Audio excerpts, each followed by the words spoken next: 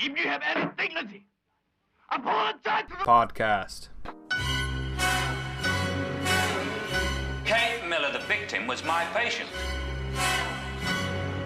My patient was slashed to death and my razor's gone. Now, you don't have to be a detective to figure it out, do you? We got a brutally murdered woman here. Was she looking to get killed? She was in the elevator. I saw her. A woman? Do you know who killed her? She tried to kill me last night. There's all kinds of ways to get killed in this city. Is there anything I can do to help? You're not a psycho. You do know some, though, don't you, Doc? Hello, everybody, and welcome to Apologize to the Podcast. This is our third episode, and this is Tyler, Giallo Man 22, and with me is... It's me, AJ, from Don't Ignore Me, the YouTube channel. Yes, and I will not ignore you. Before we get going, unfortunately Shane, who's usually with us, is not going to be here today. He had some prior arrangements. So it'll just be me and AJ flying solo. Can you say we're flying solo? By definition, we are a duo. Don't go breaking my heart. Anyway, well, wait a minute. Am I going to be Elton John or the other lady? No, I would definitely be Elton John. You are a lady. I am oh, well, I will be a classy chick and work on a Segway. And, anyway, tonight's our third episode, and we're going to be talking about the 1980 Brian De Palma horror mystery classic, Dressed to Kill, which I am under the impression that is a American Giallo. It's got all the trademarks of the Giallo. It's got the Black Gov killer. It's got the, strange, suspicious characters. It's got strange and unusual murders. And it's got a lot of sexually frustrated middle-aged women. So it pretty much is a Giallo. So this will be a fun little movie for us to watch. So before we get going, so this is going to be your second Brian De Palma movie, because you have seen Phantom of the Paradise. I know I showed you that movie at one point. Yes, that's right. I've seen Phantom of the Paradise, and I did like that movie. I do think I'm under the impression that this movie is going to be quite different, just based on the cover and some of the images I've seen of it. But I'm looking forward to it. I do consider myself a casual Giallo fan. I have seen quite a few over the years, although I'm definitely by no means a Giallo man. But smooth. Oh yes, thank you. But I feel like that if it's anything like the other Giallos I've seen, like Tenebrae and such, that Blood and Black Lace. Blood and Black Lace. Well, I didn't want to just spout out all the ones I've seen. But, yeah. But yeah, I think that an American Giallo sounds like a pretty unique idea. I'm sure there'll be plenty of McDonald's and Walmarts in there, and we'll have a good time. Oh, not much Walmarts. This movie did come out in the 1980s, so it was a little smoother then. It'll have Reagan then. It'll have Reagan stomp. So this will be a fun little movie. So we're gonna go ahead and watch Dressed to Kill, starring Michael Caine, Nancy Allen, and Angie Dickinson. So this will be a fun little movie, and we'll be right back, and we'll give you our thoughts and impressions of the movie after these messages. After we watch Michael Caine. Michael Caine eating a bloody tangerine. Man, all of my impressions sound like Christopher Walken. What is terrible. with that, man? I'm sorry. Anyway.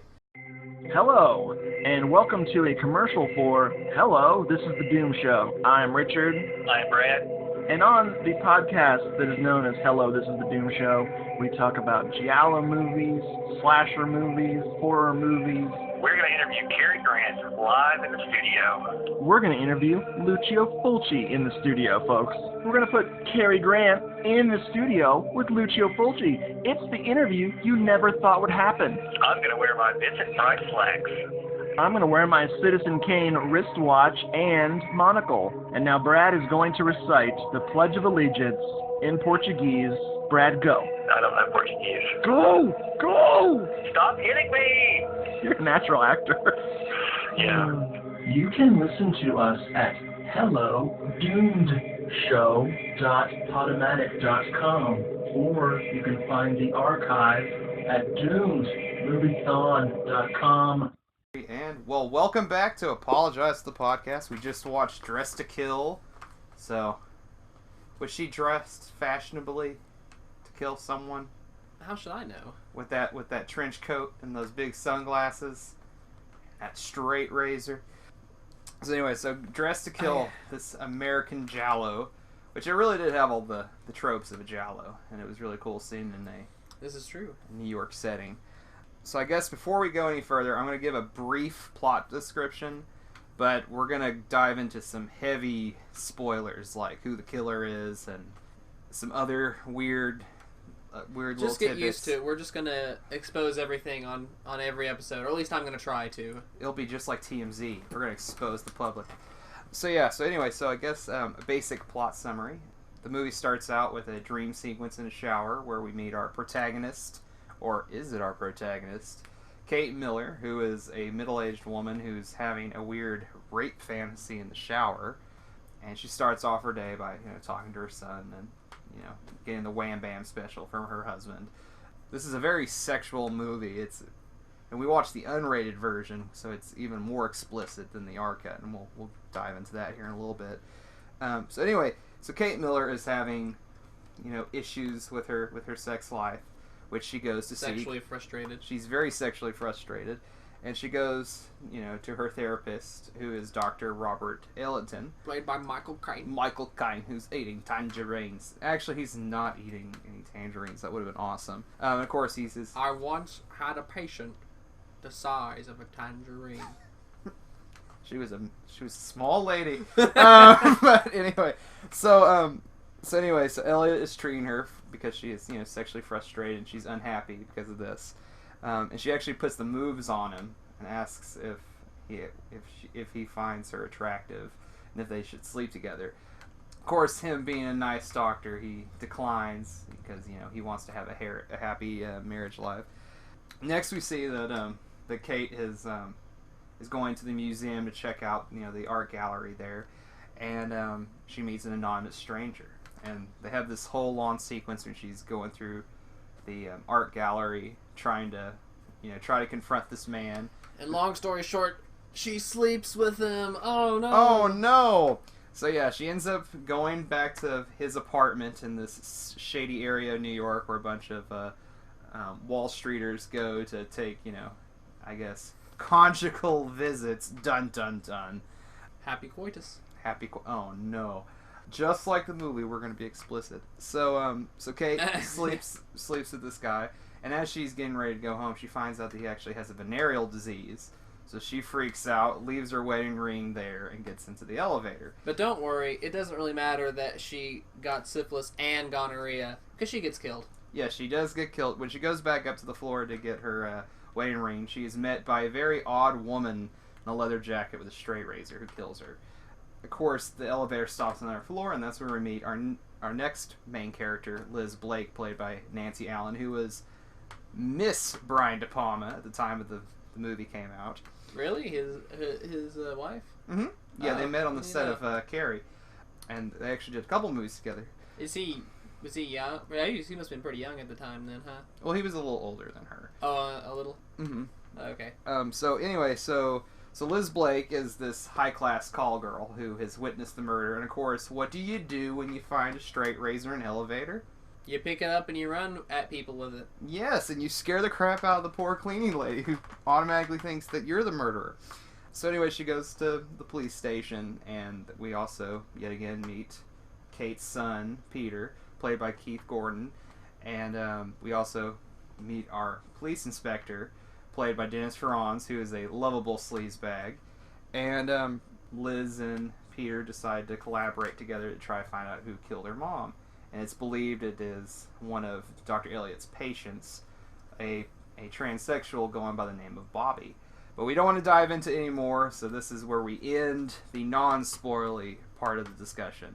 So I mean, except for the whole spoiling the first 40 minutes of the movie. The first 30 minutes of it. So I guess we'll go ahead and do the behind-the-scenes stuff. Cast-wise, we have our Janet Leigh of this movie, who is Angie Dickinson. She plays Kate Miller. And she was popular at the time for doing a TV show called Policewoman, where she is, you know, a badass policewoman. And so this was a departure from her, because she was usually a very sympathetic, strong female character. But in this movie, as Kate, she is kind of a weaker individual, and she's driven by vice, and she's wanting to have a more wild existence, because she wants to have, you know, wild fleeings with these anonymous men. You know, of course she feels guilty about it afterwards, but still. And of course she also did Rio Bravo, the Howard Hawks movie with John Wayne and Dean Martin. It's a really popular Western. Also in the cast, of course, we have the legend Michael Caine, Mr. Tangerine Man himself, Mr. everyone's favorite Alfred so far, I guess, even though I'm kind of more partial to Michael Gaunt and the Tim Burton movies. I don't know. They're both pretty good. Mm.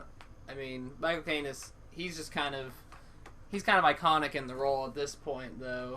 Because of the Nolan movies, the Nolan Batman movies. Yeah. So Michael Caine, I mean, he's a legend. I mean, he really doesn't need any introduction. He's made, you know, tons of awesome movies and various qualities of awesome. You know, from Get Carter to this movie and Mona Lisa, which is another really good movie. And of course, you know, I mean, Kingsman too. He's in Kingsman, Miss Congeniality. I mean, we could go on forever about all these cool movies Michael Caine is in. And as I was saying, Muppet Christmas Carol. Christmas Carol? Oh, Muppet Christmas Carol. Muppet Christmas Carol. The love is gone. The love is gone. That is, I don't know. Michael Caine as Scrooge is perfect casting, but that, oh man.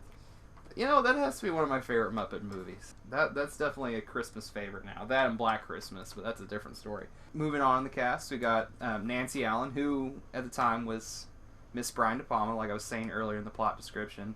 When he was making the movie Carrie, she of course plays the evil head bully of the girls. She's the popular girl who wants to make Carrie's life a living hell.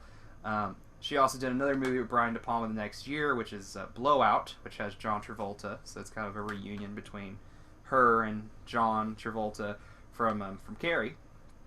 And then also she is really famous for being in the RoboCop movies. She's Murphy's assistant, and she's really cool. She has this really cute short haircut. I've always had a man crush. You've had a man crush on a woman. That's how it works. People. I've always had a crush on Nancy Allen. She's adorable in some things, and also I guess not really recently, but in the 90s she had a little bit part in Out of Sight based on the Elmore Leonard book. So I guess going on with the cast, we have Keith Gordon, who plays Peter. He's the computer whiz genius, who is also, I guess, just any kind of genius. I mean, he can work on computers, work on cameras, science guy. I guess he's just your generic genius guy. What did you think, AJ, of his supercomputer that he had in his room that he was inventing? Well, I mean, not that I'm an expert on the 80s, but I mean, I think 1980 was kind of before the era of the supercomputer, or not supercomputers, sorry, personal computers, not supercomputers. Yes. We did have supercomputers, like Colossus. Oh yeah, the Forbid Project. Yeah, but besides those, so personal computers weren't too popular, so it was kind of funny to see him working with. I mean, it's kind of like a transition point between the old school, like really old school computers where they're like military computers and they're put in the punch card and things like that. But yeah, I mean, he represents really, technically, his archetype, at least as it was portrayed, is kind of new. Probably was kind of new at the time, just because of the technology in real life hadn't caught up to having super genius, or like having regular people be geniuses. Or maybe I'm just making this stuff up and I'm completely wrong. But no. I think that's true. He is a capable nerd instead of the stereotypical nerd of the time. So he's kind of a progressive, young, like college kid age, nerd. And of course, his computer can carry binary numbers. Oh no! So Keith Gordon, so impressive. He's interesting because he was in a bunch of '80s movies. Of course, he's in the Rodney Dangerfield classic Back to School. He plays Rodney Dangerfield's son in that movie, which it's pretty much I actually saw Back to the Future after I saw Disney's Extreme Goofy movie, which is pretty much the same movie, just substitute Goofy for Rodney Dangerfield. So that shows what kind of a nerd I am. But also Keith Gordon was in another Stephen King related movie, which is Christine, which is pretty much Carrie but with a killer car. And another weird little movie coincidence, and this is something I actually found out on IMDb, is Keith Gordon and Michael Caine. They're both alumni of the Jaws franchise. Keith Gordon's in Jaws 2, and of course everyone, if you're familiar with the Jaws franchise, you'll remember Michael Caine in Jaws: The Revenge, where he has the automatic drying shirt where he can fall into the ocean, and as soon as he pops out he has a dry shirt. So that's bad movie infamy right there. The magic of cinema. Magic of cinema. And another cool thing about Keith Gordon is he was actually a film student at a New York film school that Brian De Palma was actually teaching at. And they made a movie together called Home Movies. And I guess further on progression is Keith Gordon actually became a director in his own right, where he directed his directorial debut, The Chocolate War. I don't really know what The Chocolate War is about. Sounds cool. Sounds like a espionage movie with Willy Wonka, but I'm probably making that up. Tasty. And of course, he's done a bunch of episodes of TV shows such as like Dexter, and then moving on with the cast, we got Dennis Franz, who is the gum-chewing asshole detective, who he's a very popular actor. He usually plays police detectives or sergeants. Of course, NYPD Blue. Typecast for show. He's very typecast for show. NYPD Blue, Hill Street Blues, and of course, in one of my favorite underrated sequels, he's the asshole airport cop in Die Hard 2. He's the one who's constantly giving John McClane a bunch of crap, Bruce Willis's character. So he's a fun character, and of course, the most foul-mouthed guy. When he's telling people, oh hey, you're a whore. It's perfect. He just calls it like it is. He calls it like it is. He doesn't want those wackos. Persons suffering from maladaption. Well, Doc, you got to look at it my way. See, we got no leads, except a witness out there who maybe should take a look at all your patients that were around that morning. And that way I can be absolutely sure that my weirdo isn't your person suffering from emotional dysfunctions and problems of maladaption. And another cool thing about Dennis Franz is he was the inspiration for Carl in one of my favorite Adult Swim TV shows, Aqua Teen Hunger Force. Yeah, I can see the resemblance. You want to know more about my pants? I got some literature back here. No, that's all right. I just need to know where you got that Insanoflex. Some garage sale. Back when I, gave a crap about my body. And of course some jag-off friggin' ripped it off. Oh, Frylock. Yeah, that's my point.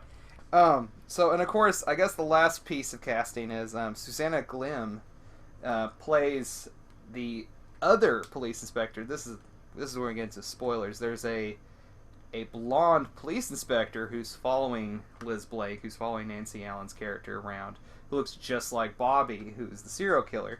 And she actually plays both Bobby and the police woman, which is even another layer of confusion because Bobby is supposed to be Michael Caine's character, because you find out Michael Caine has a split personality. He wanted to, get a sex change to a woman. So, yeah, awesome cast. The voice of Bobby, another weird cast thing, is the voice of Bobby is actually done by William Finley, who was, the Phantom of the Paradise, and he's also the creepy doctor who works on the Siamese twins of Margot Kidder and Sisters. So it's another little cool little little casting reference and stuff. You won't see me anymore, so I'm gonna have a little session with your machine. Oh, I borrowed your razor, and well, you'll read all about it. Some blonde saw me, but I'll get her. I guess, moving on, of course, you better talk about the film's director, Brian De Palma, who is, I guess, a suspense legend on himself. He's made a bunch of my favorite movies. I'm a big Brian De Palma fanboy. You know, of course, you got Scarface, you got Carrie, you got The Untouchables, you got this movie, which I really like, Sisters, Blowout, the the very cheesy but very good Body Double, and, you know, of course, the first Mission Impossible movie. I mean, his whole filmography is pretty much great. There's a couple bad ones. I'm thinking of, you know, Bonfire of the Vanities, which is a terrible movie. But Brian De Palma's a really cool director. You know, I recently watched Carlito's Way for the first time in a long time. That one's great too. So, and of course, Phantom of the Paradise, which has to be probably my top 5 favorite Brian De Palma movies. So this is, as far as you know, this is your second Brian De Palma movie, AJ. Are you interested in seeing more of his movies, especially based on his, you know, visual style with all the, you know, all the weird editing tricks and the dual diopter shots? Yeah, I mean, there were some interesting visual effects that you don't really see nowadays, like the split screen and the dual diopter, whatever that is called. It's called a dual diopter. It's where you diopter, yeah, it's where you have two different things simultaneously in focus. Mm-hmm. But and it was used pretty well in this movie. But answering your question, I was entertained by this movie, and I think I like Phantom of the Paradise better, though. Of course, it's been a while since I've seen it. But yeah, I mean, he seems like a pretty good director. Although I don't, considering Phantom of the Paradise was kind of different from this, I think I'd have to see a couple more of his movies before I could say feel a tangible essence of what Brian De Palma really is, and what his movies are, and that I could, you know, say more. It's hard to say based on only 2 movies whether I want to see his entire filmography, but so far it's pretty good to me. Yeah, we'll definitely have to check some more out. One interesting thing about Brian De Palma is he has his fans. Like I was saying, I'm a huge Brian De Palma fanboy, but he also gets a lot of fanboys. I know. I need to get me a Brian De Palma T-shirt or a Team De Palma shirt. That would be great. But what's the opposing team? Well, I guess his detractors, the people who dislike his work. There's been a lot of controversy with Brian De Palma. I don't know who dislikes him.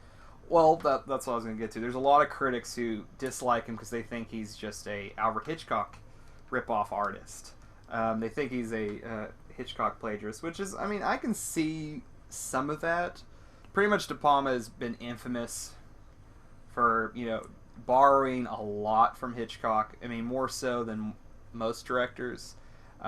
So a lot of people just kind of pointed at his movies saying, oh, this is very similar to Rear Window, this is very similar to Vertigo, or in the case of Dressed to Kill, it's very clearly, you know, Psycho. But I like his version. I mean, I've seen Dressed to Kill way more than I have Psycho, but this movie kind of is, you know, Psycho. I can see where his, you know, detractors would, you know, kind of like an updated Psycho. Yeah, I mean, it uses the same template as Psycho. It has your protagonist who's introduced and then killed off in the first 30 minutes. So then you follow what would typically be the secondary characters, but they're kind of late blooming protagonists. You have a central murder scene, which makes the movie famous. In the case of Psycho, you got shower scene. In this movie, which I think is probably even scarier, is the elevator scene. Not just because it's more graphic with the, you know, the actual slashings and the dismemberment and stuff, but the fact that an elevator in itself is kind of creepy because there's always the chance it might malfunction and crash and just explode. But there's also the fact that, you know, when an elevator door opens, you never know who's on the other side of it. So there's always the chance you'll bump into someone, or in the case of the movie, you'll get, you know, slashed to death as you're trying to exit the elevator. Right.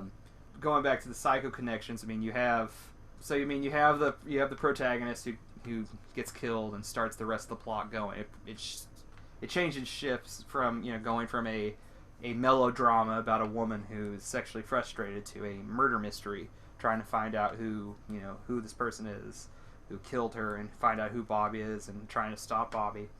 And of course, they have shock endings with shock reveals. And here's the big spoiler, you know, in Psycho, Norman Bates turns out to be dressing up like his mother, killing people. And in this movie, you have Dr. Elliot in in drag as because he's transgender as Bobby, and he's got the makeup on, he's got the glasses, and he loses the wig similar to how Anthony Perkins loses his wig in Psycho when he's dismasked, so to speak. And of course, the movie's bookended by shower scenes. So I mean, anytime a thriller has a shower scene, someone goes back to Psycho or even earlier to Diabolique. So yeah, I can see how some people could, label him as just a Hitchcock imitator. But I think he takes the ideas that Hitchcock used and update them to different movies and uses them in different ways and for different purposes. I mean, when you were watching the movie, did you sense a lot of Hitchcockian themes? Because I know you've seen Psycho before, but yeah, were you picking up on that? Well, I think I like to give directors the benefit of the doubt, because I don't usually. I mean, I wasn't watching this movie expecting it to be like Hitchcock or anything. Now, obviously, I could notice the parallels between this and Psycho. For me, unless they get as bad as, say, Tarantino, usually I don't judge them to, or I don't. Rather, I should say that it's not really a bad thing to me if someone is similar to Hitchcock or similar to another director, because that's just not something that really matters to me all that much. I can't think of a time when a movie was similar to another movie or to another director that made me offended. So I don't really is it too similar to Alfred Hitchcock movies? Maybe not, but it's not really something I care whether it's similar or not. It's also I wouldn't put it as like, oh, it's similar to another director, so I hate it. I wouldn't. I'm not that kind of fan. Yeah, and I think it's different enough where you can't just say, oh, it's a flat out remake. It does enough things differently. I mean, they are completely different characters. Yeah, there's a lot. There's plenty of differences. It's not. It's by no means a Psycho remake. Yeah, because I mean, there's enough differences there where you can kind of separate them. But I mean, there is noticeable similarities. But I mean, they're driven by two different kind of plot points. I mean, in Psycho, she's embezzling money. Well, not embezzling money. She's stealing money from the company and running off. And then as she turns around from guilt to go back, she gets killed. In this movie, she has an affair. And then when she's going back to get her wedding ring, she's killed. So, I mean, there's similar things, but I feel like he uses the themes of Hitchcock. It does things completely differently. And plus, his visual style is different than Hitchcock. And really, he just kind of uses the idea of building suspense here and using the ideas of voyeurism, which there's lots of voyeurism in this movie. All the scenes, this is true. People with the binoculars looking in. There's many times where it happens. And then listening, you're eavesdropping on people with voyeurism. Keith Gordon's character, when he's in the police station, he puts in the headphones and is listening through the walls and picking up the conversation. That's a pretty good scene where he's listening to Dennis Franz and Michael Caine discuss the case, and then he's looking over at Liz Blake, Nancy Allen's character, and it's jumping between the three of them, and the perspective keeps switching. So that's another one of my favorite scenes of the movie. So moving off from that, I mean, Brian De Palma is, he's definitely his own director. I would not put him across as different. I mean, you were saying with the split screen, that's, not many directors use split screen the way he does, and many of them don't even touch it. I mean, it's really rare in mainstream movies today to see someone employing, split screens. Well, except for in the best movie ever, Wicked. Wicked. That's so wicked. I need to get Wicked. That movie's kind of a train wreck, but it's good. But anyway, with De Palma, and of course he's also famous for being one of the few directors to master the dual diopter lens, which is it's a lens broken up in the middle with like a little sheet of glass. And normal lenses or normal shots, you get something in the background that's out of focus. And you do like what's called a rack focus, which is where you change the focus from one object in the front to an object in the back. But this dual diopter, you get to simultaneously have two things in focus at the same time, usually with like a divide in the middle of the screen or some portion of the screen. All of his thrillers, I'm not really sure about his action movies because I haven't really seen Snake Eyes in a while, or Mission to Mars. He uses this dual diopter shot in almost all of his thrillers, and it really does put you off edge. I mean, there's scenes like when Nancy Allen is running from Michael Caine's character in the subway, and it's got her in focus, and then she looks out of the train, and all of a sudden, the very background, you can see him jumping onto the train, and these little subliminal things where if you're not paying attention, you'll miss them. So I guess that Brian De Palma. I mean, he's a director who does get crap. Another thing is, a lot of people have labeled him as a misogynist, especially with, the high level of eroticism in his films. This one, I mean, we watched the unrated cut, which was very explicit, especially with the sexual dialogue. Lots of nip slips and boobs. Of course, the double shower scenes. well, what's the point of pointing out the nip slips when you have the entire breast there? But I just said it was hilarious because that's more like a oops. That's like a goof that you don't mind having in your movie. But yeah, there was a couple nip slips and of course an uncomfortable amount of pubic hair for some viewers. That's one thing is he's been labeled as misogynist, as a hater of women. Because of that, I mean, of course, women killed violently in his movies. That happens in all the horror movies. He shouldn't be called out for that. Jeesh. Yeah, like that, and then Body Double. But it's like I don't understand what makes him so different that women die in his movies. Maybe it's. I mean, does he say anything bad about women in his interviews? No, not at all. Most of in his interviews, he talks about how much he likes photographing women. And well, I mean, I'm sure lots of straight men like photographing. Well, I'm not just saying that, but I'm saying that he likes women in peril are, and I agree with this too. He says that women in peril are much more, but no, I mean like you feel more for. Well, yeah, you feel more for women. I suppose if I had to guess, it's just kind of the psychological, like this person who's going to be killed is a woman who, at least we assume, is more vulnerable and won't be able to defend herself. Obviously, not saying that's true that's always true, but like with a man, I mean, I guess you could think about if it's a male victim. Sometimes you're like, oh, why doesn't he just punch him or something? Punch the bad guy or do something. Yeah. But for most women, it's like, oh well. Yeah. All she can do is run away or something like that. Like she's defenseless, or at least that. Obviously, I'm not saying that's always the case, but it's not really sexist. It's just women in peril is much more emotionally engaging than men in danger because of what you said, the macho thing. But you know what I'm getting to. Anyway, Brian De Palma's got a lot of crap on that, but I disagree with a lot of these things, and I am kind of a defender of most of his movies. I haven't seen his found footage war movie, which or Passion, but Passion's his newest movie. So I guess going to weird, odd bits of trivia. I guess going back to casting, a little weird bit of casting is originally they wanted Lila Ullman from all the Ingmar Bergman movies is Kate instead of Angie Dickinson, but she said she was turned off by the amount of violence in the script. That would have been interesting, but she has a really thick Swedish accent, so that might have added a different layer to the movie. I don't know. That would have been interesting, I guess. And of course, this one will probably crack you up. You know who they originally wanted for Dr. Elliot instead of Michael Caine? Who? Sean Connery. Can you just imagine Sean Connery if it would have been the same script? Sean Connery in drag attacking people.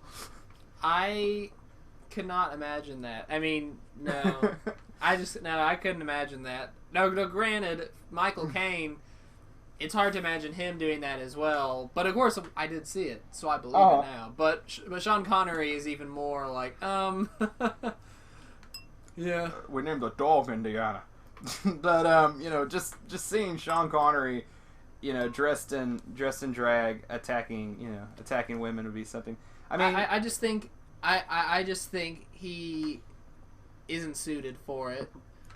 Well, speaking of suit, I mean, I can't imagine him in a giant teddy bear costume because there is the movie adaptation of the Avengers, the British TV show, where he's the bad guy and he's dressed up in a teddy bear outfit.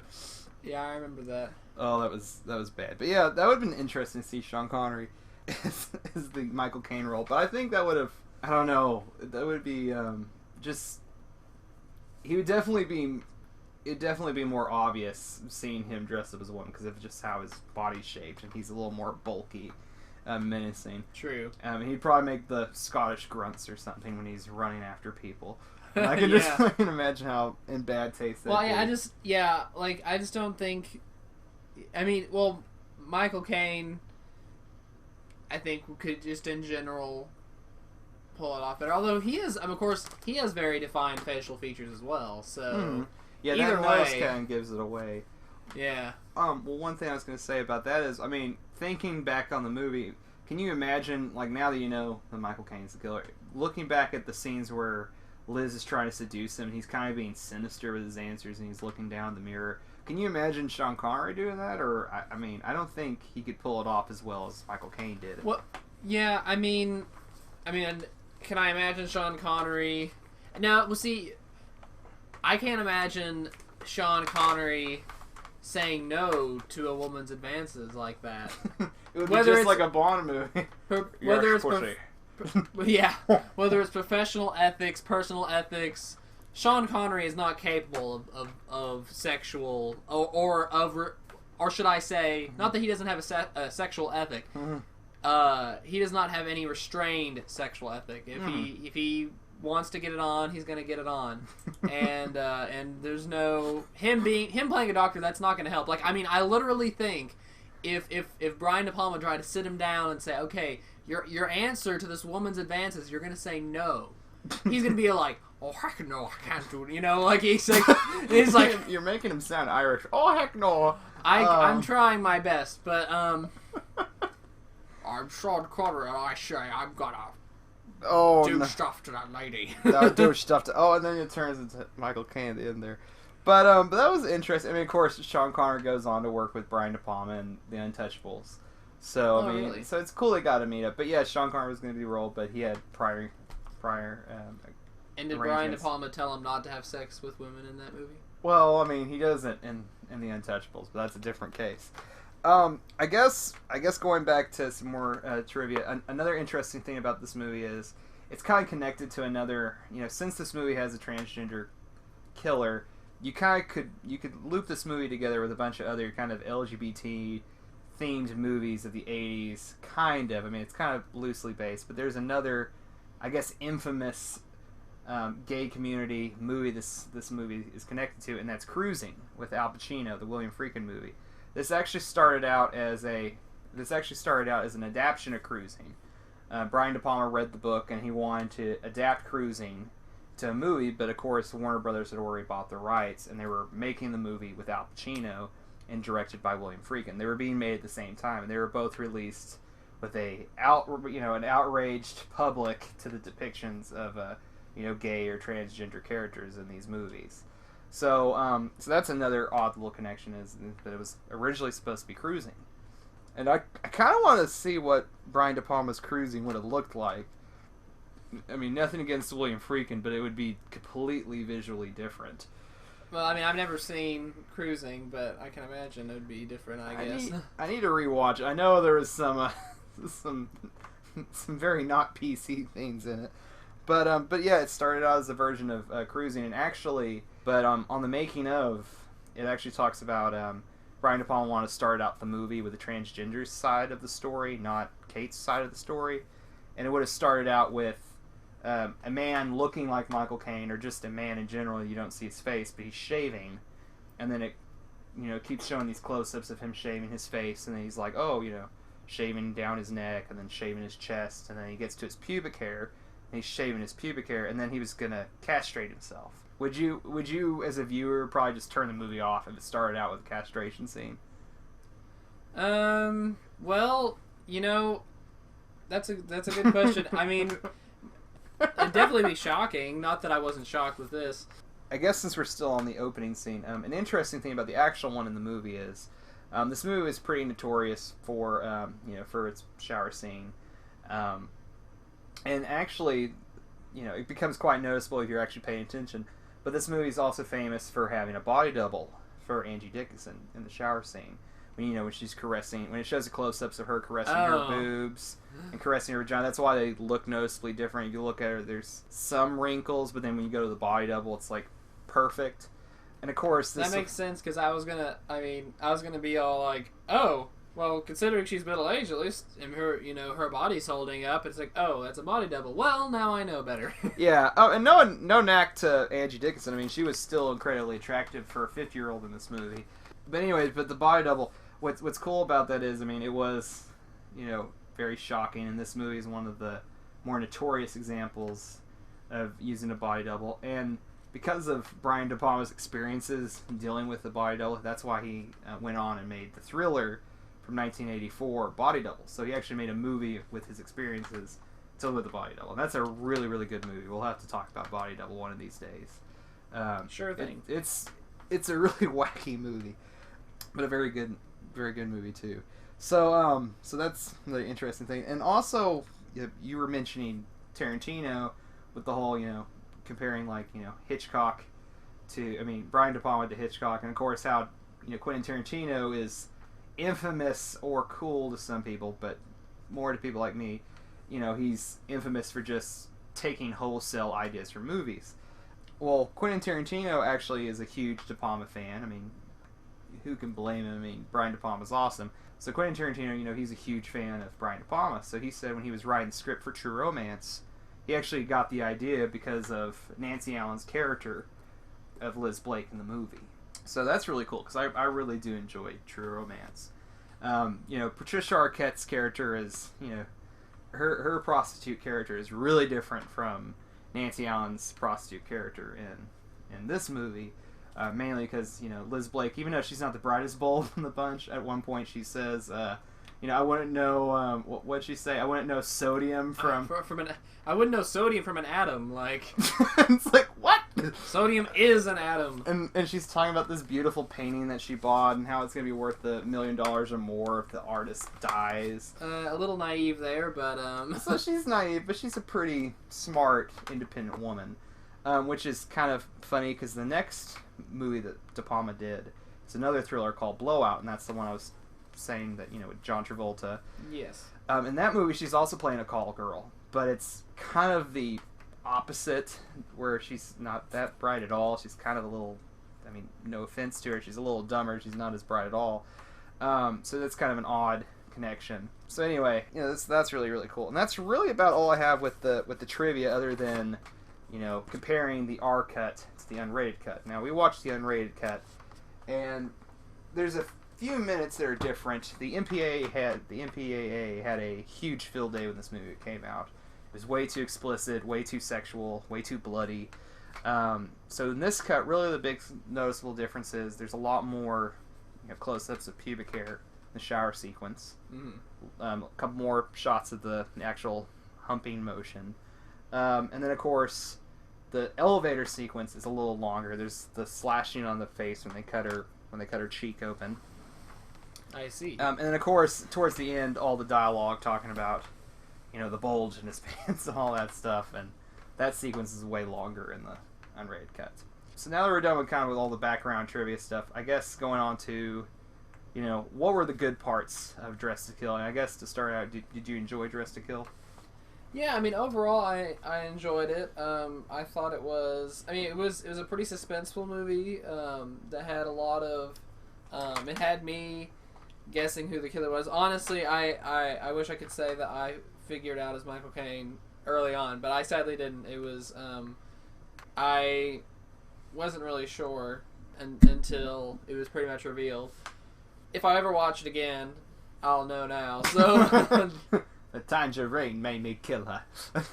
Well, yeah, there's lots of... Well, I'll get into why I didn't come up with him earlier, but anyway.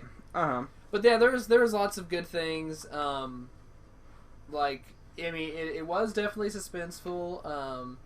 I liked several things about it, like how they both opened and ended on a shower scene. They're both dream sequences as well. Mm-hmm. So that was kind of a nice connection between the beginning and the end.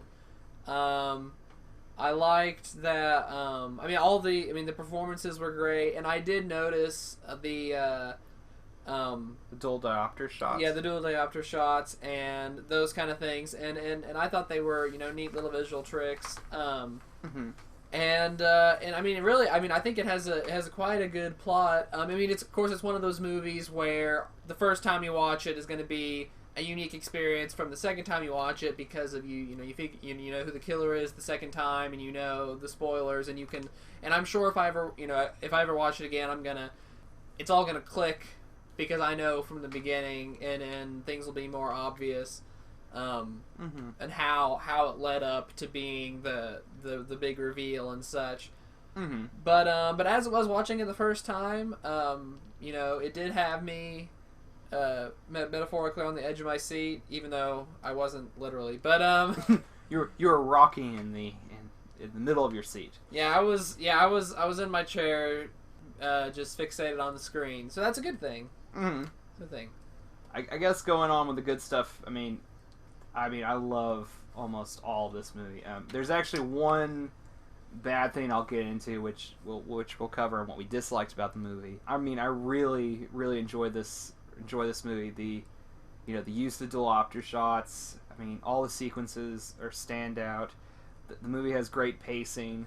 You know, even some of the slower scenes, like the gallery scene. You know, that's kind of a scene that would, the scene where they're in the art gallery. That's a scene that would make or break a lot of viewers, just because of how long it goes on. But I was never bored. I guess I'll ask you that real quick. I mean, did you ever think it was going on a little too long, or were you perfectly fine with that gallery sequence where she's following him throughout the whole gallery? Yeah, I mean, well, yeah, I did think that scene did go on a little long. I mean, even some things did kind of drag in some ways, but I think he was kind of walking a line when it comes to that, because I could tell that he wanted to make some longer shots, and obviously, playing up the suspense, and I mean the music was good, and there were he was milking the suspense for sure. Yeah, he was definitely milking the suspense. I think he was walking a tight line, but overall I think he executed it pretty well. I do, but I could imagine some people being like, okay, let's get on with it. But yeah, that sequence. I mean, yeah, it does get close to, because you're at one point you're just like, okay, lady, it's just a glove, put it down. And of course, like I was saying before, this is technically like just a murder mystery. But recently, especially on the internet, there's been a lot of different websites that have been pointing out the connections this has to all the different Italian giallos. And I'm, like I was saying in the introduction, I'm a huge giallo fan.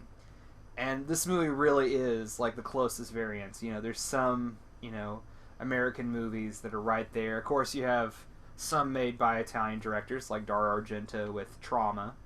That's an American giallo. It's just shot here in the States. There's Eyes of Laura Mars, and there's a couple different other movies that are very giallo themed. Yeah, I mean, not all murder mysteries happen in Italy. It is not a hive of Catholicism and murder mysteries. Don't go to Rome, you'll die. Or what they say, death in Venice, damnation in Venice. But, yeah, like, not all the murder mysteries happen in Europe. Although I wish they did. I'm kind of... It's strange for me, because I know a lot of people kind of say I take it a little too far. We're trying to see what would be a giallo, what's not a giallo proper. And, I mean, there's some movies where, the connections are so vague that why do I try to loop them up with giallos? There's the movie Malice with Bill Pullman and Nicole Kidman and Alec Baldwin. And that movie is so insane. I mean, it's a great little murder mystery, and then it turns into like a film noir and a kind of a revenge thriller. But I really like Malice, and I think Malice is kind of like a giallo. But that's how far I stretch it. But for this movie, for Dress to Kill, it's really easy. I mean, you have the black gloved killer. You have the straight razor, just like in Argento's, Tenebrae, or people getting slashed up. Yeah, people getting slashed up in very gruesome ways, but they're artfully done. There's some point of view shots too. Yeah, a lot of the good point of view shots. I mean, it's very easy to loop this movie up with giallos, and that's part of why I love it so much. It's like I'm actually watching an American giallo done right, done where it feels very European. Most American directors wouldn't take the time to stretch out the style and stretch out the suspense and milk the suspense. They'd kind of make it just down and sleazy, Not to mention, we're forgetting the biggest reason why a De Palma movie would be like a giallo. Why? Because his name sounds Italian. Well, he's an Italian American, but the Palma. But yeah, he's like a Scorsese. I wish Martin Scorsese would do a Giallo. Speaking of, I mean, Sinister Island's close, but you know. But anyway, so I mean, that's another thing I love about this movie is it, you know, it has dream logic. It has the dream sequences. It milks out all the suspense. You know, the cast is perfect. You know, everyone is great. You know, Dennis Farron's, I could just listen to him, you know, just listen to him and Nancy Allen, you know, bullshit with each other and kind of like, you know, they're into play, which is funny because they have the same kind of chemistry when he plays a sleazy photographer in a Blowout, and you know, they have scenes together in that.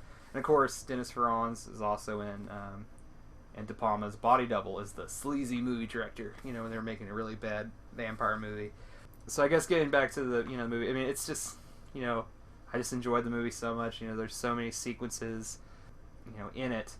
So I mean, it's hard to just pinpoint a favorite one. I mean, the whole train station scene is great. I love the split screen, you know. So really, I mean, to stop rambling on so much, it's like there's so much to love about the movie.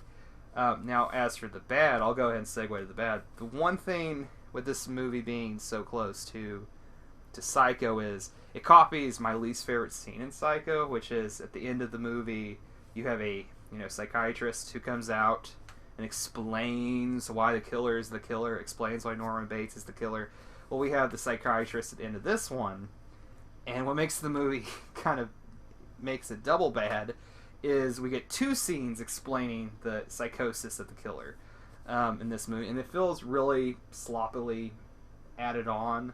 The first one's kind of simple because it explains, you know, why was there two blondes. You know, they explain the police woman who's following her, and you know the psychosis of Bobby / Michael Caine's character Elliot. So that one wasn't as bad. I mean, it did seem pretty cheesy, but then when it goes on to a comedy scene with Nancy Allen and Keith Gordon talking about sex changes. And these high society people behind them are just like, oh my word, you said vagina. You said plastic vagina. Oh, vasectomy? What is that? Oh. Yeah, so, I mean, that part was pretty funny. That's like, but really, those are the only scenes. I mean, and if I wanted to be nitpicky, probably why does Michael Caine, when he's, you know, strangling a nurse, have a bunch of insane asylum people watching him from above, you know, chanting like, rah, rah, rah, rah, you know, while he's dressing up like a nurse. That is a little strange. Although, I mean, I think it's just trying to. I mean, I don't know. It's almost like those are his minions rooting him on or something. It's kind of weird. Minions maybe isn't the best word, but it's just like his. I don't know, like his comrades in the insane asylum. Yeah, something like that. Mm-hmm. But I mean, really, that's the only thing I dislike about the movie. I mean, going back to the good, I mean, soundtrack by Pino Dinegro. I totally butchered that name, but but the soundtrack is amazing. You know, cinematography is amazing. But as for the bad, I mean, the explaining how transgender sex changes work and how, you know, why he's the killer. It was just too sloppily done, in my opinion. That's the only thing that makes this movie not perfect, in my opinion. You know, what about you, AJ? Was there anything you disliked about the movie? I mean, I have a feeling about a couple of them, but what was bad about the movie? Well, I have, I guess, kind of expounding on the stuff you were talking about. Really, the explanation about Michael Caine is in more than one way problematic. Especially now, obviously, this was made in 1980, and we've evolved as a society a lot between then and 2015. But you know, as a member of the LGBT community and as a I'm not transgender, but I do consider myself a trans ally. This movie throws out a ton of misinformation about trans people, and honestly, I probably wouldn't, if I had, or I mean, I do know several transgender people myself. I probably wouldn't recommend this movie to them just because of they may find as I do the explanation to be kind of, or just the whole concept to be problematic. So, well, I mean, it was a different time back there. I mean, would you say that it would kill the whole mood as a thriller, though, or just how they deal with having a trans villain is just kind of a bad taste? well, see, I mean, I probably should explain. It's just for one thing, I've always, one of my pet peeves in movies has been LGBT characters as villains, or rather, the only LGBT character in the movie or coded character in the movie is the villain. Mm-hmm. And now this movie didn't have it in quite the same way. The biggest issue is that it completely misunderstands what being transgender is and how it works. And probably the best example would be is that if I was someone in, say, 1981, 1982, soon after this movie came out, and I saw this movie, how would I approach a transgender person? Well, I might, based on my viewing of the movie, I might assume, oh, I'm going to ask this male, this person who transitioned from male to female person, I'm going to ask them about their male side. Mm-hmm. But that's the issue. Real transgender people don't have a female and a male side, and they don't have split personalities in the same way. Now, I'm not saying that it was absolutely impossible for someone to have a condition similar to Michael Caine's. I mean, well, maybe there is, but the simple fact of the matter is that well, it's a split personality disorder at the same time with those same themes. Yeah, well, see, I think that's one thing that they didn't quite explain satisfactorily, is just the idea of there's such thing as being transgender, and I guess in Michael Caine's case, there's such thing as being schizophrenic and transgender at the same time, apparently, and one personality can be male, one personality can be female, but as the way that they're presenting it, it's giving off the impression that being transgender is having two genders inside of you at the same time, which is not the case. So, yeah.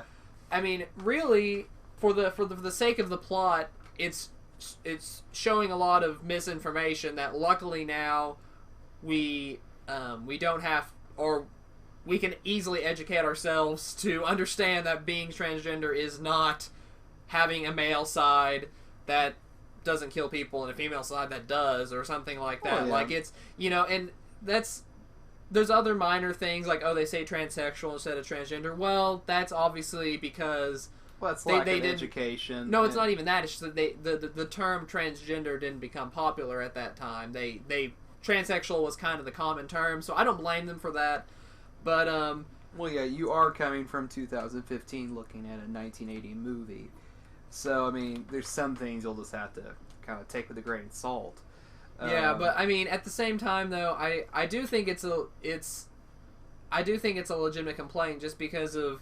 No, I mean, it is a legitimate complaint. I guess my only counter argument, and this is not defending the movie, I agree that it is kind of tasteless in a way, but in the end of the day, it was just, in that time, I mean, there was the beginning of the new queer cinema, where you had more, gay interest movies. But this is still like a transitioning phase. Nowadays, this movie would probably never get greenlit, just because of. Or at least they definitely have to explain something, or clarify more. Yeah. Or probably at the same time, or maybe you're right. Maybe you just wouldn't be greenlit at all with the same premise. It'd have to be something different. It would probably cause too much of a stir, and they probably wouldn't go for it. But I mean, I feel like, it is kind of like a gimmick, so that is the negative side. But in the movie's defense, it's since it's kind of aping Psycho, that's just kind of the baggage that came from that, because it is such a similar plot. But I do agree, it is kind of. I was kind of cringing during in the diner scene, where it kind of turns into like a comedy act, where it's like, oh, well, I could be a science experiment. Instead of building a computer, I can build me a woman out of myself. And that is. Yeah, that's extremely bad. That's extremely ignorant on the part of the screenwriters, and for them just including it in the movie. But in hindsight, it's easy to look back. It is kind of a time capsule, and you have to kind of think of, most gay interest movies were done only in art house and only strict indie movies. This is an exploitation movie, a very well made exploitation movie, but it is still pretty much an exploitation movie, and it was just easy to exploit. Yeah, so I think to prove my point, if you were to take all the information that this movie tells us about transgender people, and if you were to approach it to a situation like today where we have, famous transgender people, like probably the best known at this point, Caitlyn Jenner, which is not really that old of a newsman. That's fairly recent. Yeah, we're recording this in August 2015. Yeah, that was only several months ago, within this year that she became, that she came out as transgender and transitioned from male to female, and got the actual operation and went through all the therapies and stuff. Right, and but just imagine someone taking the information from this movie and applying it to the situation. Like, imagine how confused they would be. It'd be like, oh, well, there's Caitlyn Jenner. Oh, but Bruce Jenner is still there somewhere as an alternate personality who can just appear out of nowhere, It's just like, yeah, that's definitely not the case. So... Yeah. So, I mean, that's one thing with bad. Other than, I guess, some of the crooked, it's misinformation with trans characters. Yeah, I mean... anything else bad about the movie? Well, it's just the idea that transgender people have strange split personalities and they belong in mental homes and they may kill you. Like, that overall message, I know that's not the entire message of the movie, but it's just like, just that idea is what is presented. Any other with the bad? Well, I mean, one thing is that they didn't really hint too much about the police lady well enough, because by the time that we actually got to that last scene where they explained it, it seemingly came out of nowhere. Like, I feel like he could have dropped a few more hints I feel like there weren't enough hints for the audience to be able to figure that particular part out on their own. And of course, there were hints for Michael Caine. I personally didn't get it, but or at least I didn't get it in time to be like, oh, I knew it was Michael Caine way earlier. But of course, in retrospect, and there were hints dropped. So I mean, that's kind of the fun of murder mysteries, to be able to, for if you're the attentive viewer, you can figure out who the killer is before they reveal it. But you got to give the right amount of hints, and I guess some things weren't given enough hints, but other things were. So. That could be like another little, could have used a rewrite, kind of like how they explain some other things in the movie. But at least they did have that scene, but like I said, I feel like they explained too much, and I kind of understood what was going on. So I guess going to final thoughts, what would your final thoughts on the movie be, AJ? Well, overall, I did enjoy it. I thought it was very suspenseful in a lot of places, and it was definitely. I mean, I noticed the visual tricks, and I thought they were cool. Really, my only gripe with it is that the actual representation of trans people is it's simply inaccurate. It's don't watch this movie and expect, oh, this is exactly what being transgender must be like, because even though I don't have personal experience, I know from my friends that it's not the case at all. But for its time, I understand why there'd be misinformation. If only he did a little bit more research, or maybe this is on purpose. I don't know. But besides that one, I guess it's bigger than a nitpick. But it is. I guess that's the only problem I had with the movie, because of. Everything else was good, and even having a transgender person as a villain, that's been done in Psycho, and that and overall it was done to an interesting effect here, even if the details aren't accurate. Yeah, and since it is a movie from the '80s, it might be just something where they just didn't know any better. We've came a long way since then, so it's good that we won't that won't happen anymore. And like I was saying, it seems like a movie like this probably would not be made today, just because of the stuff with the sexually transmitted diseases as a plot point. That would have probably just been omitted from the movie. Wear a condom. Wear a condom. Yes, lady, be careful. Don't have anonymous sex. Don't cheat on your family. You'll get VD. So there's some things that would be omitted. I guess what my final thoughts on the movie is, like I said, I'm such a De Palma fan. It really takes a lot for one of his movies to completely disappoint me. I mean, there's still some I haven't seen. I definitely, on this show, want to show you more of them, and discuss more of them, because he has made a lot of great movies. So I mean, it's pure De Palma in the truest sense, even with like I said, some excesses, but that's what's beautiful about the movie. And I know this movie doesn't have its fans, and I know there's probably a bunch who just think it's way too derivative from Hitchcock. But I guess to kind of have my ending thoughts on that, it's like, what Brian De Palma does is he takes elements from Hitchcock and other directors too. It's not just Hitchcock. I think he takes some from Antonioni and some other directors, maybe even Dario Argento. I know there's some similarities there. It's not as public as the Hitchcock, imitations, but he's not ashamed of it. He's not trying to hide it. He tells everyone, hey, I mean, we've had the same stories for thousands of years. And I know it might sound like I'm being a hypocrite, because there is some directors who are very derivative that I dislike. Which we'll get into. He who shall not be named. He who shall not be named. We'll get into those other movies. We'll get into those directors later. But it's like, with De Palma, there's only, really, I think only some of his thrillers are very derivative from Hitchcock. But they're not, even when they're being the most blatant, I'm still okay with it. One of my, I guess, lukewarm De Palma experiences would be like Obsession, which is, so close to Vertigo. It's even more close to Vertigo than this movie, Dressed to Kill, is to Psycho. But that's a different story for a different day, and who knows, maybe I'll love that movie next time I see it. But this is one that I've been constantly, happy with. Even once you learn the identity of the killer, it's still a good thriller in that you notice little things. Having that dual diopter shots, there's little things in the frame that you'll notice, and these little details that he puts in. That's one thing I love about De Palma, is he's such a visual director. Wouldn't you say that his movies are kind of making love to your eyeballs? It's just like there's so much eye candy, in the movie, at least from cinematography standpoint. Or maybe I'm reading too much into that.